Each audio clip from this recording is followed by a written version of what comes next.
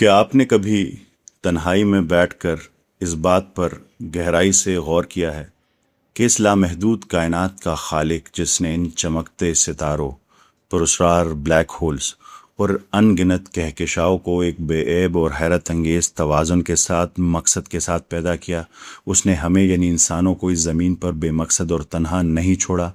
اس رب ذوالجلال نے انسانوں کی رہنمائی کے لیے ہر قوم اور ہر خطے میں اپنے پیغمبر بھیجے، اور پھر ہدایت کا یہ عظیم الشان سلسلہ اپنے پیارے اور آخری رسول حضرت محمد مصطفیٰ صلی اللہ علیہ وآلہ وسلم پر مکمل کر دیا۔ ان تمام انبیاء کرام کا مقصد صرف ایک تھا، آپ کو وہ سیدھا راستہ دکھانا جو آپ کو واپس آپ کے اصل گھر کی طرف لے جائے، اپنے خالق کی پہچان، اور آپ کو جنت کی طرف لے جائے، کہ ایسی ابدی خوشی اور لازوال کامیابی کی طرف جس کا کوئی اختتام نہیں۔ اب ذرا رکیں اور ایک لمحے کے لیے گہرائی سے سوچیں، وہ ہستی جو تمام جہانوں کے لیے رحمت بن کے آئی، جو سلسلہ نبوت کی آخری کڑی ہے۔ جب وہ ہستی اپنا آخری پیغام دے رہی ہو تو اس کے ایک ایک لفظ میں کتنا وزن ہوگا۔ تصور کرے اس خطبے کی اہمیت کا۔ یہ کوئی عام تقریر نہیں ہے، یہ دنیا کے آخری نبی اکرم صلی اللہ علیہ وآلہ وسلم کا آخری خطبہ ہے۔ اگر نبی آخری ہیں تو ان کی یہ ہدایات بھی قیامت تک آنے والے انسانوں کے لیے کامیابی کی سب سے مستند دستاویز ہے۔ کائنات کے اس عظیم انسان نے دنیا سے رخصت ہونے سے پہلے جو آخری خطبہ دیا، وہ کتنا بھاری، کتنا عظیم اور کتنا ناگزیر ہوگا۔ اس خطبے میں ہمارے لیے بالکل واضح اور براہ راست ہدایات موجود ہیں۔ اپنے دل پر ہاتھ رکھ کر خود سے پوچھے، آپ ان میں سے کتنی ہدایات پر سچے دل سے عمل کرتے ہیں، کتنوں کو جانتے ہیں، اور کتنی ہدایات کو آپ اپنی روزمرہ کی زندگی میں فراموش کر چکے ہیں، اور کیوں فراموش کر چکے ہیں؟ تو آج اپنا دل اور دماغ کھول کر تیار ہو جائیں۔ آج ہم اس آخری خطبے کی روشنی میں اپنی زندگی کی ایک مکمل چیک لسٹ بنانے جا رہے ہیں، تاکہ آپ اپنی شخصیت، اپنی روح اور اپنے اعمال کو مکمل طور پر بدل سکیں۔ یہ ویڈیو آپ کے اندر کے ایک نئے انسان کو جگانے کا ذریعہ بنے گی، ایک ایسا انسان جس کا مقصد واضح ہو، جس کے اندر ایک نئی لگن اور ایک سچا جذبہ ہو۔ اب تصور کیجیے، میدان عرفات کا سورج چمک رہا ہے، 1.25 صحابہ کرام کا مجمع ہے، اور اللہ کے آخری نبی کریم صلی اللہ علیہ وآلہ وسلم اپنی امت سے مخاطب ہیں۔ اے لوگو، میری بات غور سے سنو، کیونکہ میں نہیں جانتا کہ اس سال کے بعد میں تم سے اس مقام پر دوبارہ مل سکوں گا یا نہیں۔ اے لوگو، بے شک تمہارے خون یعنی جان، تمہارے مال اور تمہاری عزتیں ایک دوسرے پر اسی طرح حرام اور محترم ہے جس طرح تمہارا یہ آج کا دن، یہ مہینہ اور یہ شہر یعنی مکہ محترم ہے۔ سن لو، جاہلیت کے تمام دستور اور خون کے دعوے آج میرے قدموں کے نیچے ہیں، یعنی میں انہیں باطل کرتا ہوں۔ جاہلیت کا سود ختم کر دیا گیا، اور سب سے پہلے میں اپنے خاندان، اپنے چچا عباس بن عبد المطلب کا سود باطل کرتا ہوں، وہ سب کا سب معاف ہے۔ اے لوگو، عورتوں کے معاملے میں اللہ سے ڈرو، تم نے انہیں اللہ کی امان سے لیا ہے، اور اللہ کے کلمے سے ان کے سطر تمہارے لیے حلال ہوئے ہیں۔ ان پر تمہارا حق ہے اور تم پر ان کا حق، ان کے کھانے اور پہناوے کا انتظام تمہارے ذمے ہے۔ اے لوگو، سن لو، تمہارا رب ایک ہے۔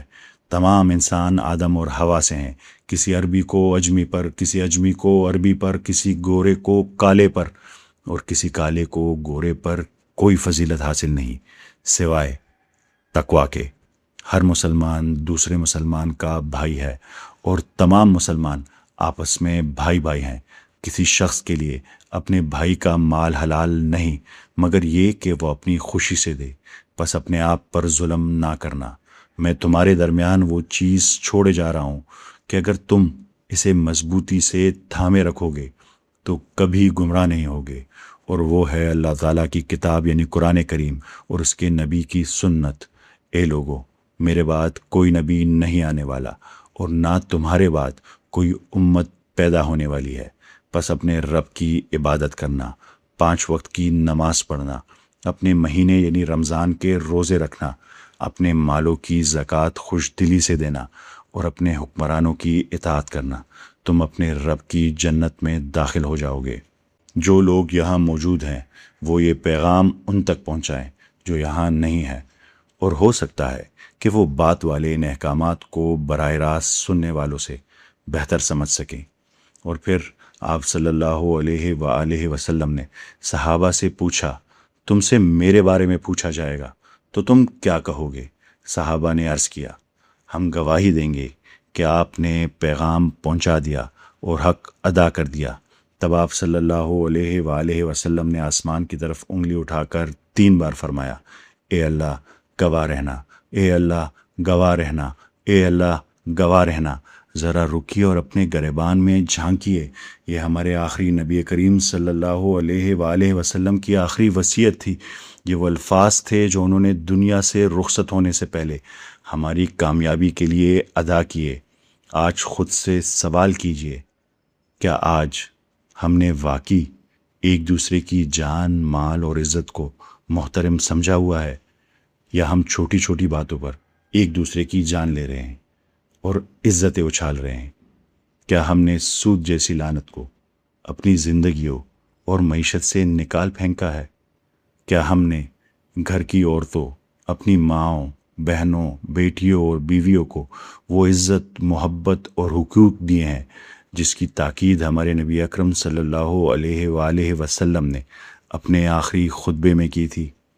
کیا ہم نے رنگ، نسل، زبان اور ذات پات کے غرور کو توڑ کر سچے دل سے ایک دوسرے کو برابر تسلیم کیا ہے؟ اگر ہر مسلمان دوسرے مسلمان کا بھائی ہے تو آج دنیا کے مختلف حصوں میں بستے اور کٹتے ہوئے اپنے مسلمان بہن بھائیوں کے لیے ہم نے کیا کیا ہے؟ کیا ہم نے ان کے درد محسوس کیا ہے؟ کیا ہم نے ان کی مدد کی ہے، یا ہم انہیں فراموش کر کے اپنی دنیاوی زندگیوں میں مگن ہو چکے ہیں؟ اور سب سے اہم سوال، کیا ہم نے واقعی اللہ کی کتاب قرآن کریم اور نبی کریم صلی اللہ علیہ وآلہ وسلم کی سنت کو مضبوطی سے تھاما ہوا ہے، یا ہم نے انہیں صرف اپنے طاقوں کی زینت بنا دیا ہے اور ہماری عملی زندگی کسی اور ہی ڈگر پر چل رہی ہے؟ اگر ان سوالوں کا جواب نہیں ہے تو ہم کس منہ سے روز قیامت ان کے سامنے کھڑے ہونے کی اور ان کی شفاعت کی امید رکھتے ہیں؟ آج ہی فیصلہ کیجئے۔ اس آخری خطبے کو محض ایک تاریخی تقریر نہ سمجھیں، بلکہ اسے اپنی زندگی کا پیمانہ اور اپنی چیک لسٹ بنائیے، کیونکہ ابدی کامیابی اور جنت کا راستہ صرف اور صرف اسی نقش قدم پر چلنے میں ہے جو وہ ہمیں دکھا کر گئے ہیں۔ اپنے آپ کو بدلیے اس سے پہلے کہ مہلت ختم ہو جائے، اور اللہ کی کتاب کو مضبوطی سے تھام لیجئے۔ آپ سب کا بہت شکریہ، اور آپ سب کو میری طرف سے عید بہت بہت مبارک۔ اللہ حافظ۔